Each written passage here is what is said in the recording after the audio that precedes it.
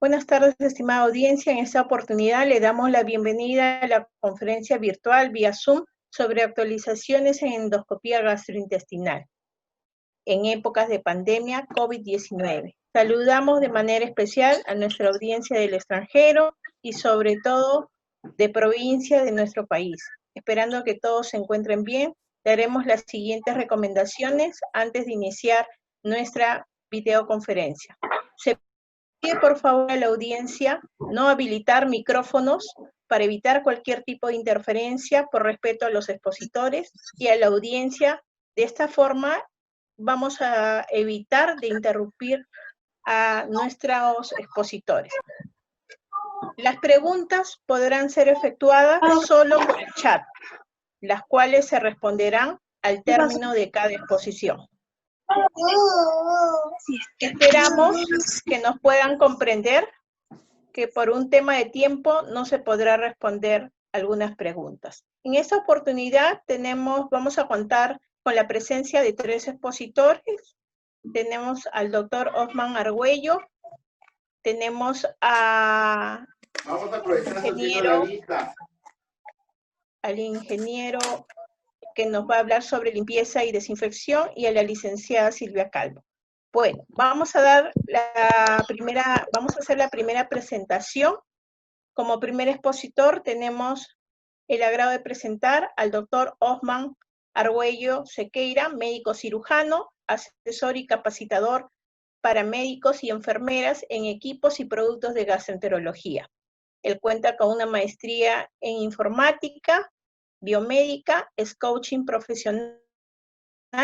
Bienvenida a la exposición con el tema de cómo asegurar el reprocesamiento de endoscopios flexibles en época de pandemia COVID-19. Buenas tardes, estimado doctor. Buenas tardes para todos. Bueno, lo que estamos haciendo hoy día es una actualización, ¿no?, de los procedimientos que normalmente ya se llevan a cabo en las salas de reprocesamiento de endoscopio. Y básicamente la actualización tiene que ver precisamente con el COVID-19, porque si bien es cierto que todo el procedimiento debe seguirse como ya normalmente lo conocemos, ahora hay que extremar medidas de seguridad, de bioseguridad para poder hacer el reprocesamiento de endoscopios. Lo primero que tenemos que saber, como parte de la actualización, es que hay una diversidad en los cuales nosotros trabajamos en la parte de endoscopía. Y tenemos los principales con los que mayormente trabajamos son la parte de broncoscopías y la parte de gastroenterología, en donde tenemos la parte de endoscopías altas, endoscopías bajas, y tenemos duodenoendoscopía también, la parte del CEPRE que normalmente usamos. ¿Okay? Y en todos ellos vamos a tener que tomar ciertas medidas de bioseguridad, extremar las medidas de bioseguridad en cuanto al uso después del uso del equipo, cómo se van a reprocesar. Aquí lo que tenemos que ver sobre todo son los riesgos de infección. Antes solamente pensábamos en agentes particulares porque normalmente son los que teníamos o veíamos que tomar en cuenta, pues hepatitis B, hepatitis C, entre los principales, pero hay otros obviamente. Y hay que tener en cuenta lo difícil que es a veces hacer el reprocesamiento de endoscopios, sobre todo en algunos muy particulares como los duodenoscopios, que son los quizás más difíciles de hacer el reprocesamiento, pero en donde tenemos que darle como que más empeño en hacer el reprocesamiento y más cuidado. Y esto tiene que ver también los riesgos de infección que pueden haber, cómo se hacen los procedimientos. Tomar en cuenta todo el uso de las EPP, y ahora incluso con más razón por la cuestión del COVID-19, y también tener en cuenta que estas recomendaciones que están que estoy presentando son las que están dando todas las asociaciones internacionales de gastroenterología, de las sociedades de gastroenterología y las sociedades de endoscopía y enfermería, aparte de reprocesamiento endoscópico. Todo tiene que ver precisamente con cómo se realiza el procedimiento, si se hace el mantenimiento correcto de los endoscopios. Cuando hablo de mantenimiento, es el mantenimiento normal que se le debería dar cada 6 meses, cada año, cada 2 años, que se sequen, y esto es un punto muy importante, lo voy a recalcar porque lo tengo en varias de las literaturas, está como un punto recalcado, lo del secado de los canales en los endoscopios.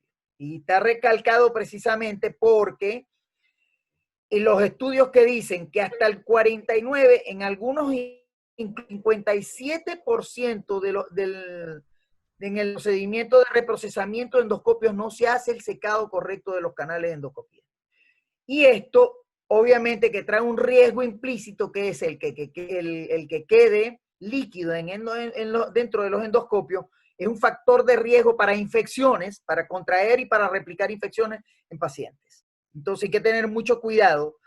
Ahora van a ver que incluso lo que dice es secado forzado de los canales del endoscopio. Cuando se habla de secado forzado, es contar con pistolas de aire comprimido especiales para secar los endoscopios. Fíjense lo importante que se está volviendo esto, hacer el secado muy bien en canales. Entonces, los principales riesgos ya los conocemos, como les había comentado: hepatitis B, hepatitis C, micobacterias, Clostridium, Helicobacter, son las que más frecuentemente se pueden transmitir cuando no se hace el reprocesamiento de los endoscopios de forma correcta. Pero ahora esto, le agregamos, me falta también el punto de los priones, que es otro punto importante que hace como 4 años, 3 años atrás dio muchos problemas, incluso muertes de pacientes. ¿Se acuerdan de lo de la enfermedad de la vaca loca? Y es de eso lo que estamos hablando, de la parte de los priones. Hoy día el problema es el SARS-2 o el COVID-19, como se le conoce desde la Organización Mundial de la Salud. Entonces, tomando en cuenta que el riesgo de infección ahora con el COVID, la serie de recomendaciones son bien claras. Se habla ya de evitar procedimientos durante la pandemia y solamente dejar procedimientos que sean de emergencia o de urgencia, que ya no se pueden postergar. Por ejemplo, los pacientes también que tienen sospecha de lesiones cancerígenas en tracto digestivo. Dentro de las medidas generales, y esta es lo que hace el consenso de la Asociación Española de Gastroenterología, ¿ok? Dentro de las medidas generales que toma el consenso en la escuela o en la organización española, hablan de que se deben tomar en forma estricta todas las recomendaciones que hacen las autoridades competentes, en particular la Organización Mundial de la Salud. Y obviamente todas las autoridades nacionales, en el caso de los ministerios de salud de cada país. Hay que seguir en forma estricta además los protocolos dentro de cada unidad de endoscopía. Y esto particularmente poniendo énfasis en que dentro de las unidades debe haber también distanciamiento social, debe haber el uso de la mascarilla. Y el uso de la mascarilla incluso dicen durante todo el procedimiento, durante todos los procesos, de toda la atención del paciente. Las zonas de trabajo. Ayer le comentaba a algunas enfermerías que el problema de la ventilación es básico dentro de las centrales de esterilización. ¿Por qué? Dentro de las salas de reprocesamiento endoscopio. ¿Por qué? Porque precisamente el virus o la carga viral se puede mantener en las áreas cuando no hay una ventilación suficiente. Incluso se habla de ventilación forzada también. ¿Qué es esto de ventilación forzada? Que haya una circulación de aire permanente dentro de las áreas, tanto de las áreas de endoscopía como en las áreas de reprocesamiento, como en todas las áreas donde estén pacientes, ¿ok? Donde estén circulando. Y el otro es que el personal sanitario que llegue a tener algún síntoma o sospecha debe de salir de las áreas. Se deben de poner en contacto con el personal, los jefes de cada área, para evitar cualquier tipo de contagio con personal que esté contagiado dentro de cada área de la institución. Esto no solamente se cumple en endoscopía, ojo, esto se cumple en todas las áreas hospitalarias.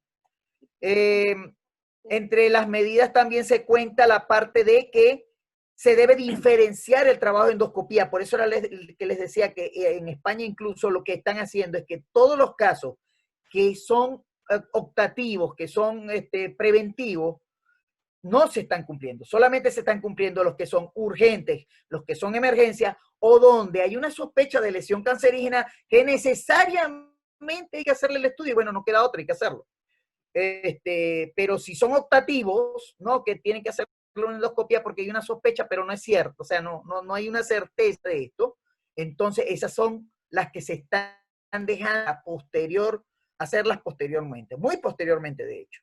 Están diciendo incluso ellos que están esperando para algunos estudios que pase la pandemia, o que baje la curva realmente, que baje la curva de la pandemia. Se deben establecer turnos de trabajo donde también hayan periodos de descanso para el personal de salud que está dentro de estas áreas. Y hay que reducir la actividad asistencial a lo mínimo posible, como les dije. Dentro de lo posible, no hacer sino emergencias, urgencias y casos que ya en verdad hay que hacer estudio terapéutico. Diagnóstico. Hablan del control de la infección, de riesgo de infecciones, donde hay unas recomendaciones específicas. Estas son las directrices de la Organización Mundial de Gastroenterología, ojo, donde hablan de que la prelimpieza, la limpieza, desinfección, deben de mantenerse según el protocolo, extremando las medidas en cuanto a los tiempos. ¿Cómo es esto de los tiempos? Entre la prelimpieza y la limpieza debe haber un tiempo de 30 minutos o menos para hacer el reprocesamiento endoscopios. Y fíjense que aquí empiezan a hablar de desinfección, hacer el procedimiento como normalmente se hace, hablan al final de irrigación con alcohol y secado con circulación de aire forzado. ¿Esto qué quiere decir? Hacer el secado final de los canales del endoscopio con pistolas de aire comprimido de grado médico preferiblemente. Normalmente, y muchas de los centros de reprocesamiento lo hacen es con aire, con jeringas. Y esto con jeringas realmente no funciona. Es algo que las centrales de reprocesamiento endoscopios tienen que ver y tienen que priorizar como equipamiento para el manejo de los endoscopios. El aire a presión forzada y pistolas que también tengan alcohol, estamos hablando de alcohol con 90 grados, por eso que se habla de irrigación con alcohol y secado de circulación forzada para el correcto secado de los endoscopios. Por supuesto, un almacenamiento en gabinetes que también ayuden al secado y hacer vigilancia bacteriológica dentro de lo posible, o sea, hacer cultivo de endoscopios en la medida de lo posible para también hacer un control efectivo de la parte bacteriológica. Y el mantenimiento, que como les dije al principio, debería hacerse cada 6 meses, cada año, cada 2 años de todos los endoscopios. Ahora, como regla general, debería ser obligatorio. ¿Okay? Entonces, cual sea el proceso, sea manual o sea máquina, aquí lo importante es cómo se debe respetar la indicación y todo el procedimiento en el reprocesamiento endoscópico. Principalmente, tomar las medidas de precaución, tomar el EPP correctamente, de eso va a hablar Silvia y también Gerardo va a hablar de las áreas. El EPP debe usarse correctamente, colocarse correctamente, quitarse correctamente. Y esto es parte también de las indicaciones que hay, de las recomendaciones que se han hecho a nivel internacional. Fíjense que aquí está, aplazar las exploraciones endoscópicas no urgentes, ya se las había hablado. Los médicos deben reevaluar al personal las indicaciones de las endoscopías y las indicaciones del personal que está laborando. Se debe llamar a los pacientes y explicarles por qué no se les va a realizar su procedimiento si es que hay una cola para este tipo de pacientes.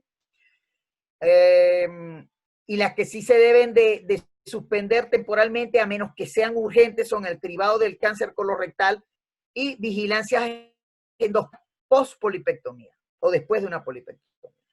¿Okay? Estas son parte de las recomendaciones. También hay que mantener las exploraciones en pacientes que el riesgo de patología oncológica sea muy alto. Por eso era que les decía que no todos los procedimientos, pero una buena parte de los procedimientos deben ser suspendidos, solamente los que sean urgentes o de emergencia o que por la clínica del paciente necesariamente haya que hacerle el procedimiento. Las exploraciones se pospondrían 30 días o más dependiendo de los casos, ¿ok? En España se los están suspendiendo hasta por 90 días, imagínense. Aquí no sé qué tanto se están suspendiendo procedimientos.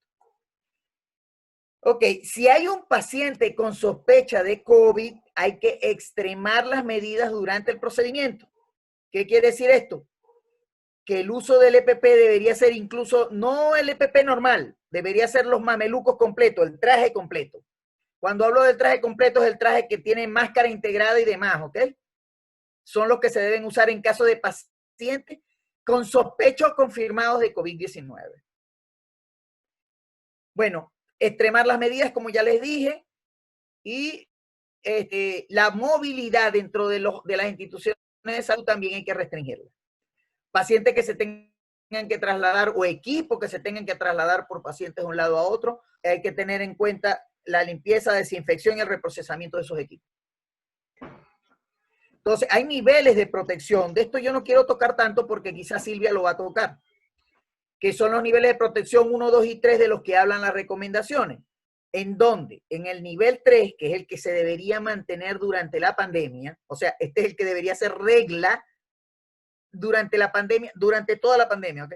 Para todo el personal de que trabaja en endoscopía, tanto en reprocesamiento como en procedimientos de endoscopía, ¿ok?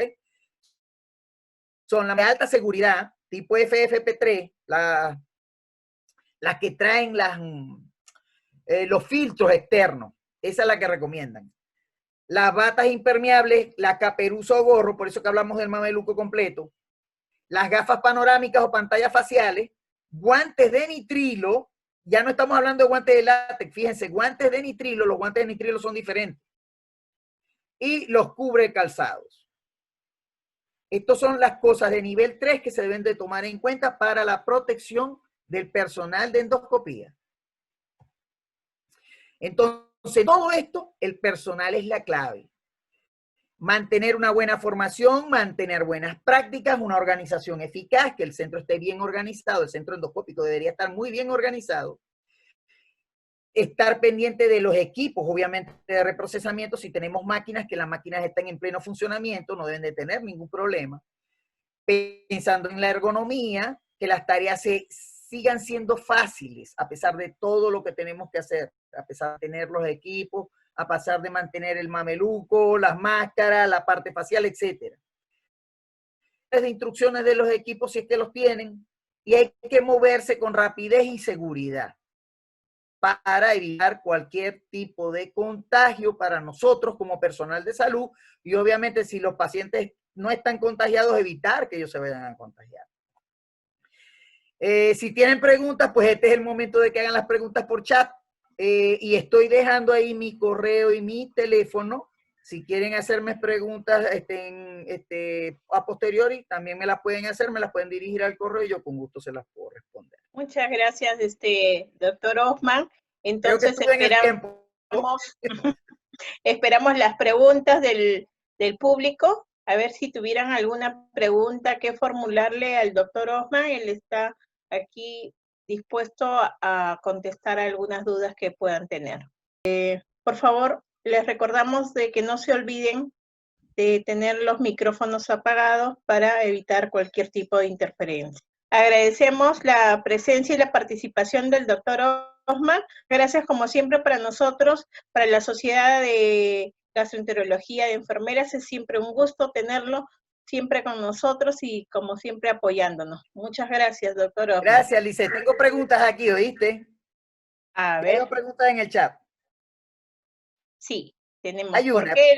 ¿Por qué el uso de guantes de nitrilo y no los de látex? Ok, la respuesta es sencilla. Los guantes de nitrilo son más gruesos, son más difíciles de romper. Los de látex se rompen de nada. Una agujita y se rompen ahí mismo. Entonces, ¿por qué recomiendan los guantes de nitrilo? Es por la resistencia a romperse. Recordemos que si un guante se rompe durante un procedimiento, nosotros nos podemos contaminar con cualquier cosa que pueda tener esa secreción o paciente o lo que sea. Imagínense haciendo una colono y que se nos rompa el guante. ¿Me entienden? O sea, la cuestión de bioseguridad no podemos ponerla en segundo plano. La bioseguridad durante cualquier procedimiento, tanto en el procedimiento endoscopia como en el reprocesamiento endoscopio, es vital mantenerla todo el tiempo como debe ser. Entonces, por eso las recomendaciones que hacen las asociaciones a nivel internacional es utilizar guantes que sean resistentes. Y los guantes resistentes para uso médico son los guantes de nitrilo. Nitrilo tenemos dos tipos, los azules y los negros, que también hay variaciones en esto. El azul es el que se utiliza para procedimientos médicos y el negro es el que se utiliza para reprocesar o para limpieza. ¿Ok? También vienen diferenciados en colores por esto. Es como una clase de colores para el uso de diferentes dispositivos. Okay. ¿Hay alguna otra pregunta?